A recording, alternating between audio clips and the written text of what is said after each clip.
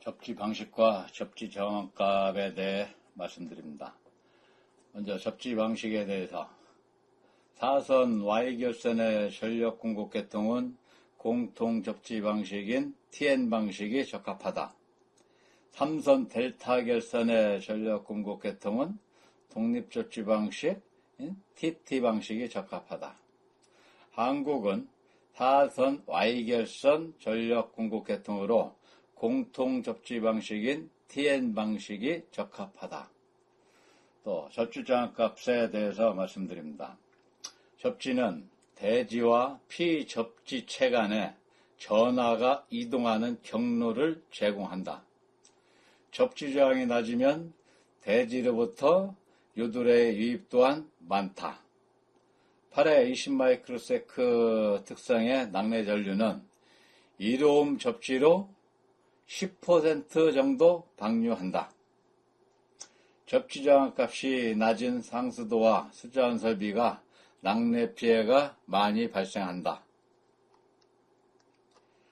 접지나 낙뢰 방어 기술의 변천사를 보면은 진공관을 사용했을 때, 주파수로는 kHz급을 사용했을 때를 1세대 접지 피해 기술로 보고, 메가헤르츠와 트랜지스터를 사용했을 때, 트랜지스터는 10마이크로줄의 에너지에 파손될 수 있습니다. 이때를 2세대 접지 기술로, 접지봉을 박았을 때, 메시나 접지봉 박아서 2세대 접지 기술로 하고 있고, 3세대 접지 피해 기술은 기가헤르츠급의 VLSI, 1마이크로줄의 에너지에도 파손될 수 있는 예민한 첨단 반도체를 사용하는 그 시대에 맞는 접지를 3세대 접지라고 합니다. 먼저 접지는 낙뢰 전기죠. 낙뢰 전기를 방전로이기도 하지만 유입로이기도 하다. 접지 정확값보다는 접지 시스템이 중요하고, 접지 값이 작으면 작을수록 유도례의 유입 또한 더 잘 되고 피해도 늘어난다. 낙뢰 피해가 많은 곳을 보면은 접지 저항이 비교적 낮다. 접지는 방전에서 없어지는 게 아니고 마이너스 플러스 전하의 이동 경로를 역할을 해준다.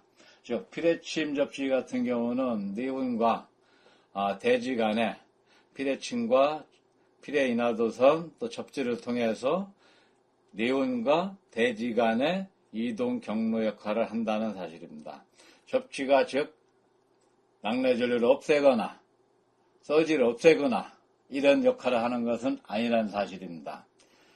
피레침에 맞은 낙뢰 전기를 접지로 흘린다고 하지만 즉 이동만 하는 것이지 없애는 것은 아닙니다. 그 낙뢰 전기는 접지나 전기 통신선으로 유입돼서 전자장비에 전기적인 충격을 줘서 피해를 발생시킵니다. 이런 사례를 볼 때 상수도관이나 또 이런 상수도관에 붙은 유량계, 이런 유량계가 피해가 많은 것, 상수도관이 일개 광역시를 전부를 돌아다닌다 칠 때, 전부 매설돼서 몇 개 동을 다닌다고 쳤을 때, 접지 저항값을 환산해보면은 0점 단위가 나오는 것이 맞을 것입니다. 그러나 그 송수관이나 상수도관에 연결된 유량계라든가 수위계 등은 낙뢰 피해가 많은 것이 사실입니다. 이것은 그 Y결선을 사용하는 한국의 전력 공급 계통에 과거에는 독립접지 방식을 택했었는데 이것이 낙뢰 피해를 키우는 요인 중에 가장 큰 요인 중에 하나였습니다. 즉 한국같이 Y결선 4선 방식에는 공통접지 방식이 맞고, 일본과 같이 델타 결선, 일본은 과거에 지금도 그렇지만 지진이 많다 보니 낙뢰 지진이 많다 보니 고압 변압기에 고압과 저압 간 혼축이 일어날 수 있고, 이런 경우에 과거에는 지금처럼 A10이나 V11이 차단기를 이용해서 빠른 0. 몇 초에 차단시키는 게 아니고 커버나이프라든가 휴즈 같은 걸로 차단하다 보니 저압축에 있는 인명에 피해를 줄 수 있기 때문에 절연된 델타 결선을 사용했던 것입니다. 그러나 우리나라나 대만 같은 나라는 일본의 영향을 받아서 사선 방식 Y결선을 쓰면서도 독립접지를 잘못 택했던 문제가 낙뢰 피해를 크게 한 이유 중에 하나입니다. 이것은 말씀드린 접지가 그대로 낙뢰전류나 낙뢰 서지 등을 대지로 다 방전시키지 않는다는 것을 시험한 것인데, 시험의 일은 낙뢰 서지 시뮬레이터를 이용해서 백열전구에 연결하고 서지 발진기를, 또 한쪽은 접지를 연결했습니다.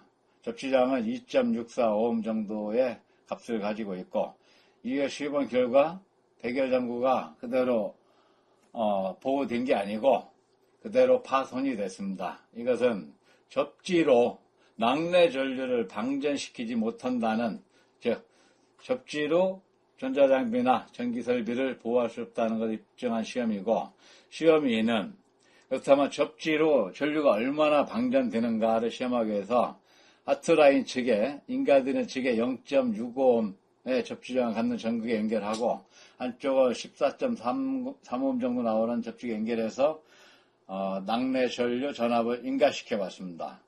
이때 인가된 전류는 5000A였는데 접지로 방전된 전류는 515A 정도만이 방전돼서 10분의 1만이 방전되는 시험 결과를 얻었습니다. 이것은 우리가 알고 있는 접지저항이 낮으면 낙뢰 전류를 방전시킨다는 개념은, 이런 그 속성은 잘못된 잘못된 기술이라는 것을 확인한 시험입니다. 공통접지 이론에 대해서 말씀드립니다. 공통접지 방식의 이론의 배경은 등전이 이론을 바탕으로 했다. 일본, 한국, 대만 등 몇 개 국가만이 독립접지를 채택했었다. 현재 대만과 한국, 대만은 2014년에 개정될 공통접지 바뀔 예정이고, 일본과 한국은 WTO 협약에 의해서 일본은 우리보다 좀 빠르게 됐고, 한국은 2005년도에 공통접지로 개정이 됐습니다. 국제규격 ITU나 IEC 등과 한국산업규격은 공통접지를 권고합니다. 규정으로 하고 있습니다. 제주 공공기관에선 과거에 저희가 현장 진단을 했을 때 이야기인데, 접지간에 0.00ohm 나온다고 측정한 데이터를 가지고 공통접지를 했다고 했는데, 그것은 잘못된 이야기입니다. 0.00V라고 했을 때 공통접지라고 할 수 있다. 왜냐하면 공통접지는 등전의 이론을 바탕으로 했기 때문에 전위차, 즉 전기적인 것을 해석을 해야 됩니다. 0.00ohm은 등 저항을 이뤘다, 이렇게 할 수 있습니다. 기준 전위면을 동일하게 하는 것을 등전이라고 할 수 있습니다. 자동차나 항공기, 함정 등은 배, 이런 것들은 등전이가 잘 된 사례 중에 하나입니다. 낙뢰 피해 사례로 독립접지의 문제점을 얘기하겠습니다. 여기는 한백산에 피해난 사례인데, 접지를 했지만 접지의 중간에 가스관은 참고로 절연 상태입니다. 평상시에는 이것을 접지를 했다고 해서 이쪽 장비가 낙뢰에서 피해난 사례가 있고, 우측은 같은 중개소에 프레임 접지와 일반 접지 안에, 그러니까 프레임 접지를 어떤 설비에 독립 접지를 구성되어 있어서 전위차가, 접지는 같은 접지인데 프레임 접지와 일반 접지와 112V가 나온 것을 확인했습니다. 이때 이 장비들은 다 피해난 장비입니다. 이것은 낙뢰가 떨어진 나무에 맞았을 때 인근에 있던 소가 구제역으로 죽은 것도 아니고 전기로 이렇게 죽었습니다. 이 죽은 것은 여기 표시된 대로 스텝볼트, 즉 앞다리와 뒷다리 간의 전위차에 의해서 또 낙뢰 유입된 지점과의 차이에 의해서 앞과 뒤에 전위차로 인해서 소가 사망한 것입니다. 우측에 소들은 그 방축선이라고 하나요? 전기 충격선, 그러니까 소가 울타리 밖으로 넘어가지 못하게 고압을 확산한 것 같다는데 이 근처에 있다가 아마 유도리에 의해서 소가 전부 사망한 사진 같습니다. 여기 금붕어 시험은 저희가 직접 시험한 자료인데 18,000부트입니다. 참고로 이 거리는 한 2cm에 3cm 정도 됩니다. 수댕 그릇에 물을 채우고 금붕어 3마리를 넣고 18,000볼트를 한참을 가해도 금붕어는 아무 표정도 없이 그냥 놀고 있습니다. 이와 같은 유사한 사례는 고압선에 참새가 앉는다든가 까치가 앉는 경우, 이런 고압선이지만 한쪽에만 앉았기 때문에 전위차가 발생되지 않고, 그래서 까치라든가 참새가 고압선에서 안전했고 금붕어도 마찬가지로 전혀 충격을 받지 않고 잘 뛰어놀았습니다. 이 사진은 몇 년 전에 있었던 아시아나 항공기의 낙뢰에 의한 그 부분이 파손된 사진인데 이것은 파손은 되었지만 전자장비나 일반 통신장비, 즉 전자기적 충격은 없었기 때문에 안전하게 착륙을 한 사실을 나타내는 사진입니다. 우측의 사진은 나사의 항공기 같은데 여기에 직접 이렇게 낙뢰를 맞아서 불꽃가 폈지만 이 항공기에는 전혀 피해가 없었습니다. 이것은 공통접지고 등전위의 한 사례를 나타내는 아주 좋은 본보기입니다. 따라서 공통접지와 등전위는 개정된 한국산업기계에서도 권고하고 있고 규정으로 하고 있듯이 이것은 반드시 과거에 독립접지되었던 것들은 개선을 하는 것이 낙뢰 피해를 줄일 수 있는 방법의 첫 길일 것입니다.